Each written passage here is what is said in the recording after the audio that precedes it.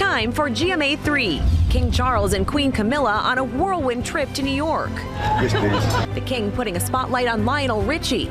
I read him that he isn't singing this evening. And now, where the king is headed next.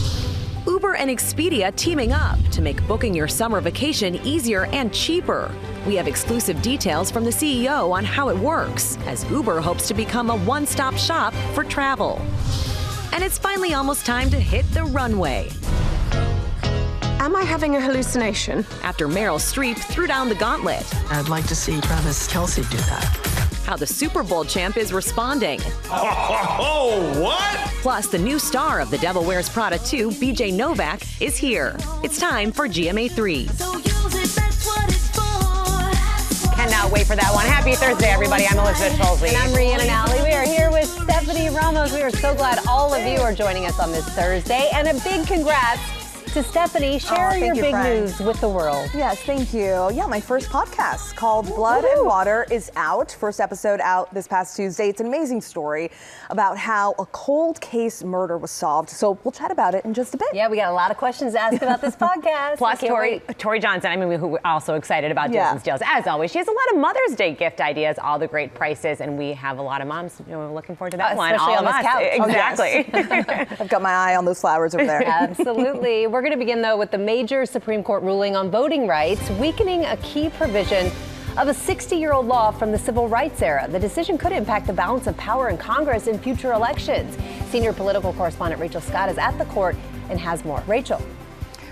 Hey, Rhiannon, good afternoon to you. Yes, it certainly could. This was a major blow to a key section of the Voting Rights Act, and it could have major implications on the upcoming midterm election as well as future elections. So let's start with this ruling. The High Court ruled that one of Louisiana's 2 majority black districts was improperly drawn and relied too heavily on race. So now with this ruling, there will be only 1 majority black district, even though black voters in that state make up 1/3 of Louisiana. Liberal justices warn this decision means that minority voters in the state will no longer have an equal opportunity to elect candidates of their choice. But this does not just impact Louisiana. Republicans are now pushing several states across the South to redraw their congressional maps before November's midterm election. So Republicans overnight in Florida passed a new congressional map that would allow Republicans to gain 4 seats in the midterms. South Carolina, Tennessee, and Missouri could try to redraw their maps before voting begins too. The bottom line here is this will significantly impact the future makeup of Congress, and ultimately this could give Republicans an edge in future elections and in the midterms and beyond, guys. Absolutely. A major blow to a landmark civil rights law. Thank you so much, Rachel. Great to see you. Now to the royal couple taking a bite out of the Big Apple. Chief international correspondent James Longman is here with the details on King Charles and Queen Camilla's whirlwind visit to New York City. James, great to see you in person. Thanks for having me. Have you slept? Not a lot. I imagine less sleep though than the King and Camilla. Yeah, look, it's been an extraordinary trip actually. They had a whirlwind yesterday. They started off at the 9/11 Memorial, went to Ground Zero to pay their respects. We then had Camilla and the King split off in different directions. So I think Camilla went to the New York Public Library. There was a literacy event. She was there with Sarah Jessica Parker. There she is there. So neat. And she read to children. She read Winnie the Pooh actually to some children. And then the King went up to Harlem to an urban farm. And there was this woman who grabbed his arm and she said, "Thank you so much for what you said to Congress," which was a pretty extraordinary moment. I mean, I think the palace are probably worrying about Andrew, people heckling, about Epstein, stuff like that. That's not what they've seen on this trip. Last night there was a gala which was attended by people like Lionel Richie. There were all the stars out for that. And then today they will say goodbye. Their trip will end. They'll go to Arlington National Cemetery for a ceremony with President Trump. Very neat. And it seems to have all gone really well, especially the speech to Congress, really bringing both sides of the aisle together. Yeah, I think people are surprised at Charles. You know, he's used his humour, our British sense of humour. We tend to be able to say serious things in a funny way and get away with it. Yes. And that's what Charles has been able to do. And I think a lot of Americans look at Charles and they think he's basically just Diana's ex. And I think he's changed that perception a little bit. He's obviously not as popular as William and Kate, Meghan and Harry. There are big problems facing the royal family. Epstein obviously is a massive issue. But I think he's done a lot for Britain, and for the reputation of the royal family. And U.S.-UK relations. Absolutely. After this trip especially. That was his job, and he's done a great thing. Yeah, as you mentioned, no one was heckling. Everyone was happy to see him. Exactly. When you've got someone stopping on the street saying they watched something in Congress, if that's a win in itself, That is right? a I mean, win. how often is that happening? I know, exactly. Yeah. James, so good to see you in person. Let's go now to a GMA exclusive on a new collaboration that can make planning your summer travel easier and cheaper. Uber is teaming up with Expedia to allow you to book hotels the same way you might book car rides. And the company's CEO tells us the app is really trying to become a one-stop shop for travel, just as we are seeing those travel costs rise from the spike in oil. Just ahead of the busy summer travel season, Uber is expanding into hotel bookings, announcing a new partnership with Expedia. We've got the World Cup, we've got US 250. I mean, it's going to be a big summer of travel. In a GMA exclusive from Uber's launch event, Expedia CEO Ariane Gorin and Uber CEO Dara Khosrowshahi sharing details about the new feature. When you get into a city, what's the first thing that you do? You open your Uber app to figure out how to get to the hotel. So we figure we will get to the next step in helping you actually book travel, starting with hotels. People can now go on the Uber app and directly book an upcoming stay at one of 700,000 hotels worldwide from Expedia's database. Looks like you're just booking an Uber instead of a hotel. Uber CEO showing us how it would work for a family trip to Chicago. Uber app is pinging Expedia and saying, here's all the options to book and then hotels. You got a map of everything. Why don't we check Pulls out? up the price. The company says booking this way can save users who pay $10 a month for an Uber One membership up to 20% off on hotels. And all bookings get 10% back in Uber credits. Here it's saying you're saving $70. Pretty good, right? The launch comes as the Iran war is making travel a lot more expensive. We've seen jet fuel prices double. Are you worried about flights getting canceled, there being shortages of fuel? Well, certainly if you look, a lot of airlines are trimming their schedule for the summer because of what's happening with jet fuel. But there are still a lot of flights out there. People are still out there traveling, experiencing the world. Certainly, if it continues, you may see people shifting to drive-to locations. But with gas prices now up more than 40% since the start of the war, Uber drivers and riders are paying more too. Any reaction, Dara, to people who say, gosh, Uber is just so expensive right now? Taking an Uber is a lot. Well, I think life has become more expensive generally, and Uber is subject to those same factors. Uber CEO told us that one feature that is getting more popular to help riders save some money is called Wait and Save. So you might have to wait 10 minutes for your car instead of 3 or 4, but it will save you a couple of dollars.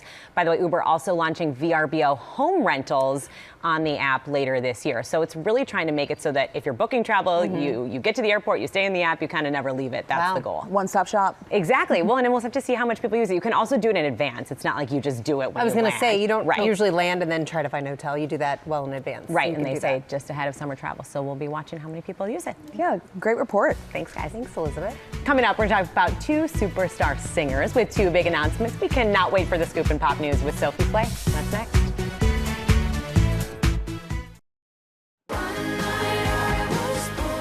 We are back now with Pop News and Sophie Flay. Hey, Look guys. at Lovely in Sophie. orange. We love it. Thank you so much. I love being here with you guys. We begin Pop News with Olivia Rodrigo delivering for her fans. Her latest single, Drop Dead, is on top of the Billboard Hot 100. It's her 4th #1 single. And now, to celebrate, she's going to bring her music to a stadium near you. The singer announcing she's hitting the road and going on tour. Taking to Instagram to share the news, writing, I am so excited to announce the Unraveled Tour. I am counting down the days till I get to sing all the songs from You Seem Pretty Sad for a Girl So in Love with You Guys. The tour kicks off September 25th in Hartford, Connecticut, and then Olivia will be making 60 stops across North America and Europe. Busy. Ticket pre-sale begins Tuesday, May 5th. General sale starts Thursday, May 7th, and prepare, her album drops June 12th. Oh, that's soon. Fun. Yeah, it is soon. I love her sound. It's so unique. It is, yeah. And I know so many people are so excited to see her. Yeah, see her there's gonna live. be a lot of these, a lot of hearts. You got it down, girl. You got it down. Now it's time to hit the runway. We are in the final countdown to The Devil Wears Prada 2, hitting theaters in less than 24 hours. Yesterday, we told you all about how Meryl Streep really felt filming in Italy, saying that walking in heels on cobblestones was the hardest part of her job, adding, I'd like to see Travis Kelce do that. Well, Travis Kelce is ready for the challenge, responding to Meryl's comments on the latest episode of the New Heights podcast. Take a look. What? What? Trev. Oh, Meryl, you have no idea. how good I am at walking in heels, okay? I think we should recreate this. I think we should put this to the test, not recreate. We're gonna have to find some size 14 heels first. The Kelseys wear Prada. That's gonna be the next film. There you go. The film is already certified fresh on Rotten Tomatoes and from critics, and tomorrow fans are getting another gift. The soundtrack has just been revealed and will begin streaming alongside the theatrical debut. Lady Gaga and Doechie's single Runway is already a huge hit, and in just a few minutes, one of the newcomers to the franchise, BJ Novak, is here to tell us all about it. I cannot get over that Meryl Streep knows who Travis Kelce is. I know. Was that random? Was that just a random name drop, or did they have an exchange before that? That's a good question, but all I know is that now we need to see it. Yeah. And why is he so good at walking in heels? I have many questions. There are so many questions. A lot of questions. I'm glad that you brought that up. And now, don't cry for me, Argentina, and we won't cry for Evita ending its London's West End run because the show is coming to Broadway. And Golden Globe winner Rachel Zegler is bringing the show here to New York alongside Tony Award-winning director Jamie Lloyd. Now, Rachel will not be performing on any balcony for the streets of Manhattan, but the director says that he's going to explore a new idea created especially for the Broadway version.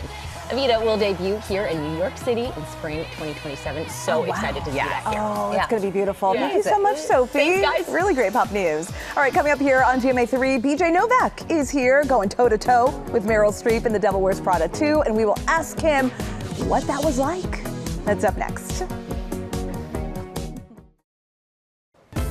Welcome back. The wait is almost over. The Devil Wears Prada 2 is hitting theaters tomorrow, and we have one of its stars here. It's of the new one. He wasn't in the last one. Author, producer, and actor BJ Novak. Welcome. Thank you. Thanks for Okay, having me. so happy to have you here. I just mentioned you're new to this franchise. You weren't in the original. Yes. What was it like stepping into that world? To be the worst dressed character in the Devil Wears Prada That's gotta be hard. universe is an honor I don't take lightly. Yes. And you know they must have called me for a reason.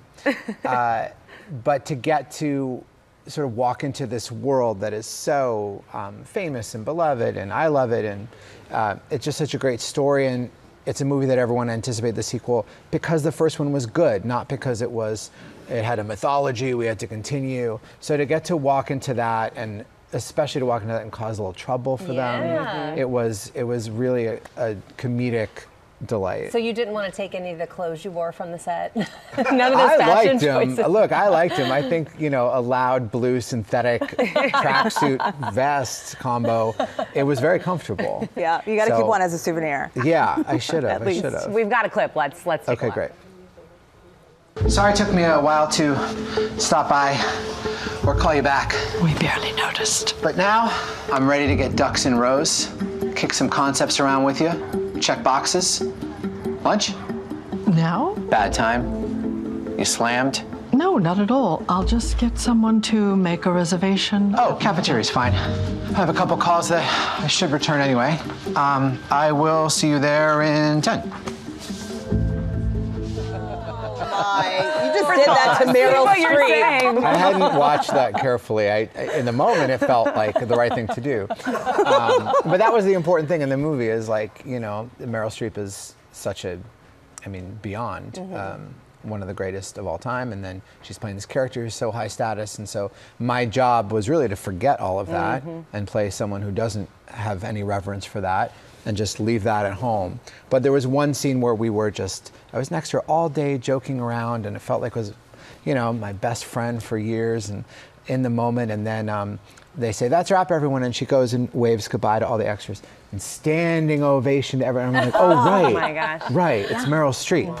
And you're like, I'm actually the guy who punched her a little bit there. Yeah, I'm like, what was I doing? I was in a trance. Yeah, they watched it in person. Such a method actor. Part of this film was filmed in Italy. Yeah. And you went to Stanley Tucci, who has spent many, many years in Italy. You went to him for some advice, is that right? I love his show, Searching for Italy. My dream is to be or even play a travel host on a show. I just think it's so funny that there are these people that get to embody all of our wish fulfillment of this stuff. And, some of them, like Anthony Bourdain, I guess, were secretly quite unhappy. But I think Stan likes life, and you can feel that. So I asked him, could you recommend a couple restaurants. I'm going to Rome next, and I gave him the little notebook I always have on me. And he said, oh, I'll just text you. And I'm like, no, write it down because I'm going to frame this. Which I did, and that's my souvenir from the movie. Is like, what a life experience to be in Italy and Stanley Tucci personally says, go here, not here. Wait a minute, I heard on Good Morning America this morning that you do like to take things from the set. Yeah. Right? Yeah. So we have a gift for you. Yes. Well, I like to steal things. Oh, okay. No, I'm just kidding. I'm just kidding. So we're gonna let you steal something. Stuff. Look right here. We brought you my something. very own personal mug. Thanks, guys. We can put the other one back. Thank you very much. I do have a little collection of mugs of Chili's on. Yeah, so neat. It works well with the fit too. Yeah. And you also have a new book. I do. Now I have some new kids in my life that are 1, 2 years old. My nephew Wiley is 2. So you had to write a new book. I needed one that that was more durable. It was the same sense of humor, but it was more, shorter, funnier. We love the book. The little book with no pictures. And also, you can see you in The Devil Wears Prada 2. It opens at theaters tomorrow. We'll be right back. Thanks for the mug. You're welcome. Sorry, we ran out of time.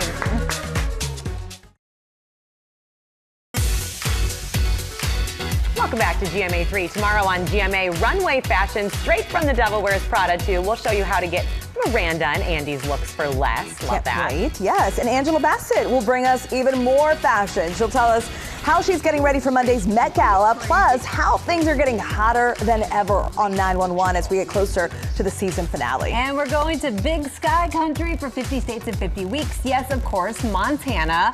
It is the home of Yellowstone, Clydesdales, and so much more. Look at that. Oh, my goodness. And we will have it all for you tomorrow on GMA.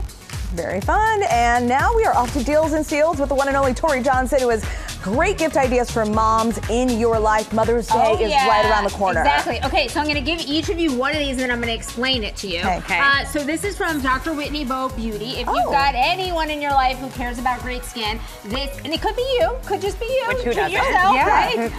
Exactly. Top board certified dermatologist. And these are her best-selling products. So that first one, that P46, that is a peptide and hyaluronic serum that was just named Oprah Daly's best plumping serum. As Dr. Bowe says, if you notice on your face any kind of sagging skin, you're gonna add that white bottle to your routine. Done. Easy, done, that one. Then the Asta C serum, Brianna, that you're holding, that one's something that Dr. Bowe is especially proud of because it uses 2 newer forms of vitamin C, and that's gonna help with fighting the signs of photoaging. So if you think like hyperpigmentation, if you think fine lines, sunspots, like that brightening is really great with that product. And then you've got the retinol with an A, which Dr. Bowe said. I was like, is there a typo here? No, it's not a typo. Better, faster, harder than most ordinary retinol There with you an go. O. So that's one that's great for your night routine. We also have her super popular Bow Glow Microbiome. It's just a great everyday moisturizer. All of these products are terrific, but what's even better is that on our website, she's curated specific sets to use, the kind of regimen and routine that she recommends to her own patients. 50% off plus from Dr. Bowe. Free shipping. Of course. This is a great gift. It's such a good one. So is Nadri. So you get diamond-like sparkle without the price tag. They look so real. Don't they look real? Yes. And that's the whole premise behind this line because they use the same kind of craftsmanship as fine jewelry design. Really high quality CZ stones. Everything's set in and plated then in rhodium or 18 karat gold, which gives them that incredible shine. We've got just a really beautiful assortment and even more online. So if you want a little sparkle, 50% off from Nadri. Who doesn't? Exactly. Some pearls in there. All right. The game of the year, the last couple years. Exactly. Mahjong. This is Mahjong House, and they're really all about just accessible, beautiful tiles, mats, these really pretty mother of pearl racks, all of the accessories. Everything's designed to mix and match. The mats are also double-sided, so you get 2 designs from one mat so that you can change up your look. And the tablescape is a really big part of the game. I was gonna say, I was wondering why you need a mat. And so people also collecting tiles and using Mm-hmm. different sets at different times is a really big part of the game too. So if you have a Maj Mama in your life, these are all 50% off, including all the accessories as well. We're all dying to learn. turn. Yes. Okay. Cute totes. Got a little bit of cake here for you. Oh, You yeah. guys have the blueberry one. This is my grandma's of New England. So their signature cake is a cinnamon walnut coffee cake. Yeah, and that one they hand pour double layer with their cinnamon streusel and California walnuts. But if you don't want nuts, we've got the blueberry, which includes fresh New England blueberries. Really good. A little hint of pure New England maple syrup. This is amazing. So It's good, delicious. right? Really moist. I know people are often not too surprised. dry. It's It's nice. not dry. It's moist. So we've got 3 different options. A really beautiful gift, or to have at home for when you have company over. These are slashed in half, under $20. I'm gonna bring this with me. Yes, take This it is to not go. staying at the It's a station. take it to go plate. We've got Rose Farmers. This is one that I often just gift myself because I love having fresh flowers at home. I do Rose, too. Right? I do too, yeah. And these go from farm directly to your door. They're so fresh. They last a long time. So we've got white, cream, pink, and then this one's like called an earth tone. It's so I pretty. think that is Beautiful. gorgeous. Great so color. 2 dozen, the color of your choice, $44 to $46 plus free shipping from Rose to hear it. Farmers. Love to hear it. We like that. And then finally The crew's from Valley, yeah, exactly. Of course, who doesn't love hearing those words? This is just really soft This is so fabric. soft. Exactly. And so it's a cooling, super soft fabric that's going to keep you comfortable from bedtime to morning. When you just, you want it to have that kind of barely there, not hot, not sweaty, but just cooling, easy, simple. We've got tops, bottoms, robes, and nightgowns. All of these 60% off. The pieces start under $10. Styling and cozy at home. Oh, yeah. And Great. coffee cakes. And I ate my entire And cake. Yeah. I ate the whole thing. I'm still swallowing mine. Okay, thanks, Tori. These are amazing. We have actually partnered with these companies on these amazing products, and you can get them at GMAdeals.com. You see the QR code on your screen right there. It'll take you straight there. And Tori, you're going to be back tomorrow, right? Oh, yeah. More deals and steals tomorrow. All right, coming up here on GMA3, the scoop on my latest podcast, looking at the fascinating ways a cold case was solved. You don't want to miss it. Welcome back, everyone. Stephanie has some really exciting news to share and to talk with us about. Your very first podcast. Congratulations. Thank you so much. We're Thank so you. excited about this. Yes. And what's really interesting is you know this case so well because this was the first story you did for 2020. And for people who don't know, 2020 really dives deep into some of these cases and stories. They really do. I've contributed to other episodes, 2020 episodes, but this was my first long form project with the team, an incredible team led by Janice Johnston. And we were able to follow the story, sit down with the family that's really been affected by this awful murder that took place outside of Washington, D.C. But now it's been turned into this podcast. It's called Blood and Water, based on the cold case murder of Leslie Prieur, which was cracked 20 years later by detectives who took this fresh look. And it's this heartbreaking story of lost loyalty and a family really nearly broken by this tragedy.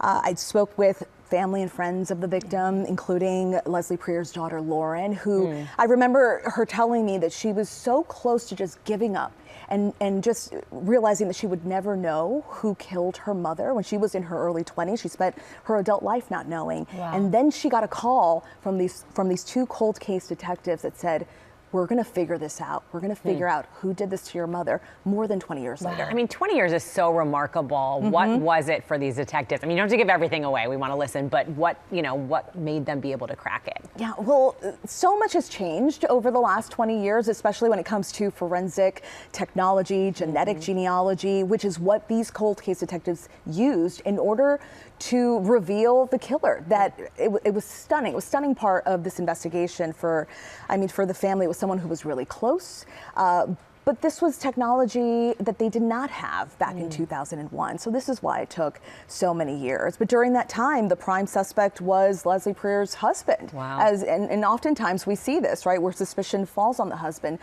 But he was cleared many years later. They could never charge him because the DNA that was found at the crime scene was of an unknown male that had been there, not the husband. And you have such a connection to this case from reporting on it for so many years and also sitting down, as you mentioned, with the family. You tell us about that connection you feel. Yeah, it's hard to not feel that connection when you pour so much time, energy, and effort into a story for an extended amount of time. And when you also, I took many trips to Washington, D.C. to visit family and friends there of the victim. And it's inevitable to end up with some sort of a connection and wanting justice for that family. And to be able to report on this story from when it started, when it happened in 2001, and to see this family on the other side of it, finally getting justice for Leslie Prior, it's rewarding. And for them to trust us as well, to sit down with us and trust us to tell their story just means everything. It had to be so different doing a podcast, though, than even a long-form investigation or, you know, a shorter piece that a lot of us are used to doing here. Oh, it's a whole nother world. It's so different. There's a clip of me recording.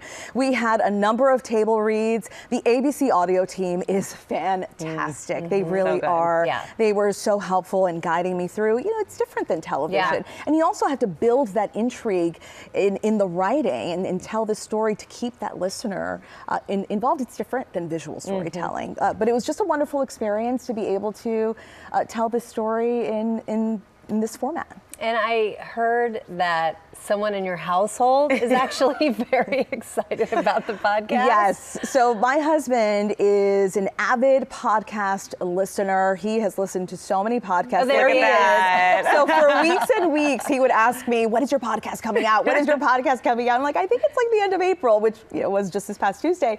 And a few days before, he said, "Oh, I have to get new earbuds. The ones I have are a little scratchy, and I want to make sure that I hear your podcast clearly." Very supportive. He had some notes, all good notes. He said 6 to 7 minutes into the story, he forgot he was listening to me. That's a true testament to just the storytelling and how we just navigate listeners through this journey. What about your boys? Are they going to listen to, or are they kind of not ready for the murder? They're not really ready scene for yet? some true crime, but they know about the podcast and they thought it was pretty cool. You have a podcast? I thought you just did TV. What's cool about podcasts is that even in a few years when they are old enough, you still want to go back and listen to this. Right. It's not just something you need to hear right this minute. You'll want to listen to it for years and years. Yeah, We're so exactly. excited for Thank you so much. And it shows them that you can do so many different things, right? It Yes. shows all of our kids that we are multifaceted and we can juggle, and also and you want to enjoy what you're doing. And I love storytelling and was able to do it with ABC Audio in 2020. Wow. Well, we're all excited. You can stream Blood and Water right now wherever you listen to your podcast.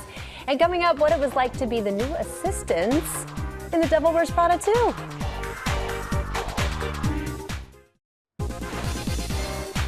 We are back now with the new generation of assistants in The Devil Wears Prada 2, the new Emilys, if you will. Lindsay Davis did sit down with the young actors who got to enter the hallowed halls of the Runway magazine with Meryl Streep and Anne Hathaway. Take a look.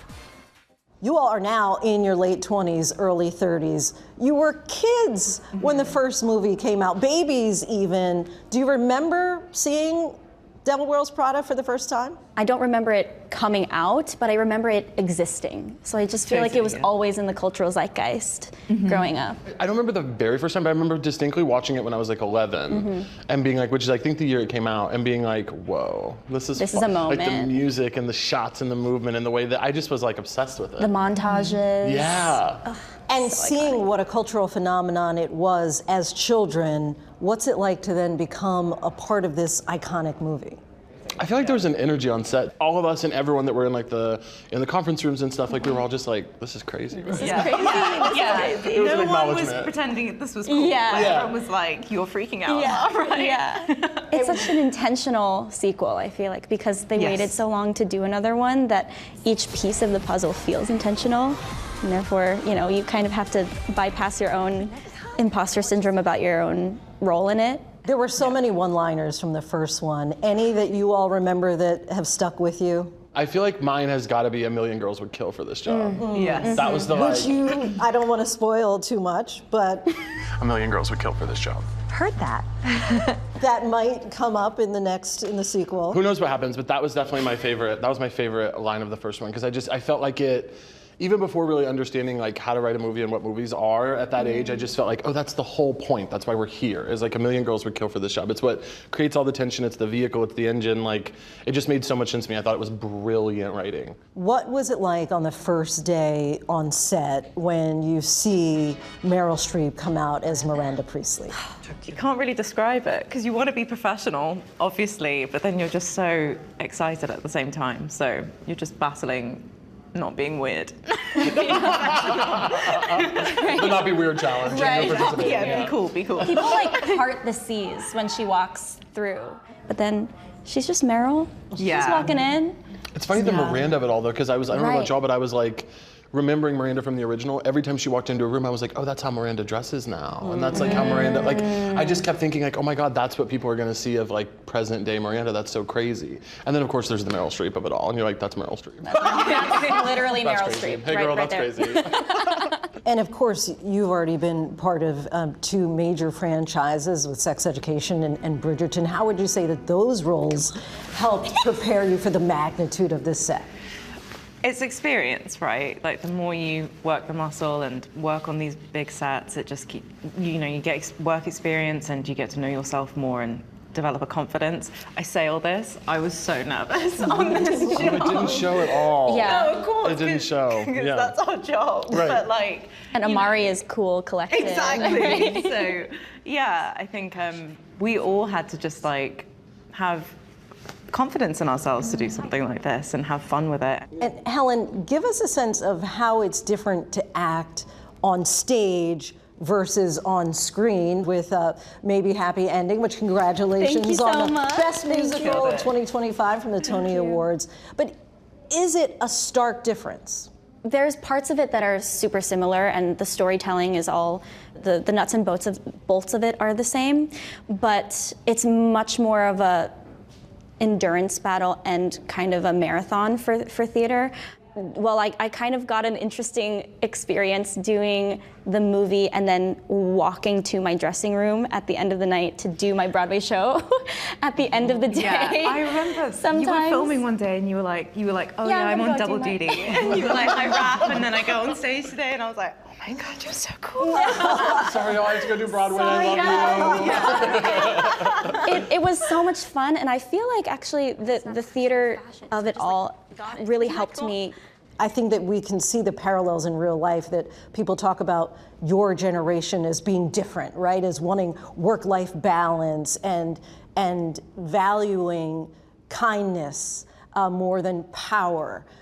How would you say that that is articulated in this movie? I think there's a much more representative shift. There's like things about body are talked about a lot more in this film and like noticed, and not in like a big preachy way, but I think you'll definitely feel in the film that like the reason they did another one now is because there were things to talk about, and with whether it was with the industry or with other stuff as well. Like I think it's felt. And I think what was so great about these characters is that they all have a voice, and they all have obviously strong personalities, but they have opinions in this workspace, which in the first one was kind of like, you just don't do that.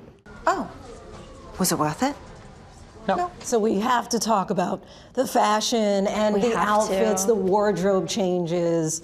Is this the most chic you all have ever been on a set before? Yeah, for sure. I'm milking it every second of it. I just was so nervous that I was like, I hope we have appropriate things for this character, because I had such a vision of Charlie being fashionable and not being left out in the cold, but I also was like, a lot of these things don't exist. They would take old designer pieces, like you're talking about like Prada or Versace, and they would like customize them into like new pieces for Charlie, which makes a lot of sense because Charlie, a guy his size in a space like this, would have to get very creative like that. Yes. But yeah, they did such a good job. It was so cute.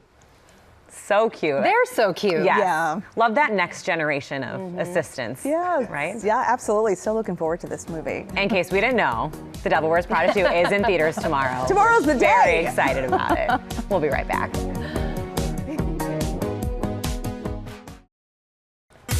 Thank you so much for watching, everybody. What a fun show. It was a fun show. Loved hearing all about the podcast. Oh, thank you. Give it a listen. Blood and Water, out now. New episode every week. Yes, for more news, you can check out What You Need to Know anytime on Disney+. Have a great day. See you tomorrow.